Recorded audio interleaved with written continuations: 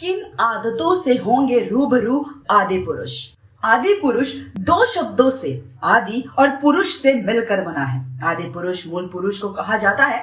सबसे पहला पुरुष किसी वंश या साम्राज्य की पहली कड़ी को आदि पुरुष कहा जाता है, जिससे किसी वंश की शुरुआत होती है। इसका दूसरा अर्थ परमेश्वर से भी होता है, क्योंकि संपूर्ण सृष्टि को बनाने वाला ईश्वर ही है और सभी जीव उसी की संतान है।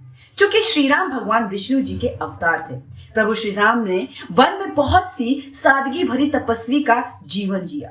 वो जहां भी जाते थे 3 लोगों के रहने के लिए एक झोपड़ी बनाते थे, वहीं भूमि पर सोते, रोज कंदमूल लाकर खाते और प्रतिदिन साधना करते थे। उनके तन पर खुद के ही बनाए हुए वस्त्र होते थे।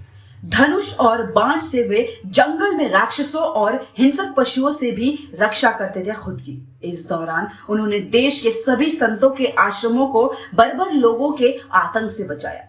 अत्रि को राक्षसों से मुक्ति दिलाने के बाद प्रभु श्री राम दंडकारण्य क्षेत्र में चले गए, जहां आदिवासियों की बहुलता थी। यहाँ के आदिवासियों को बाणासुर के अत्याचार से मुक्त कराने के बाद प्रभु श्री राम 10 वर्षों तक आदिवासियों के बीच ही रहे। उन्होंने वनवासी और आदिवासियों के अलावा निषाद, वानर, मतंग और रिच समाज के लोगों को भी धर्म, कर्म और वेदों की शिक्षा दी।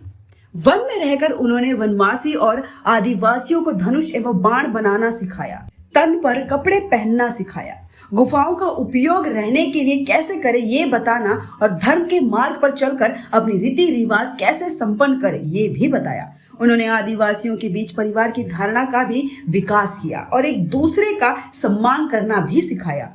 उन्हीं के कारण हमारे देश में आदिवासियों के कबीले नहीं, समुदाय होते हैं। उन्हीं के कारण ही देश भर के आदिवासियों के रीति रिवाजों में समानता पाई जाती है। भगवान श्री राम ने ही सर्वप्रथम भारत की सभी जातियों और संप्रदायों को एक सूत्र में बांधने का कार्य अपने 14 वर्षों के वनवास के दौरान किया था।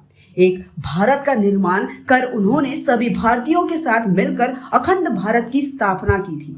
भारतीय राज्य तमिलनाडु, महाराष्ट्र, आंध्र प्रदेश, मध्य प्रदेश, केरल, कर्नाटक सहित Nepal, Laos, Kampuchea, Malaysia, Cambodia, Indonesia, Bangladesh, Bhutan, Sri Lanka, Bali, Java, Sumatra और थाईलैंड आदि देशों की लोक संस्कृति व ग्रंथों में आज भी रामश्री इसलिए जिंदा है।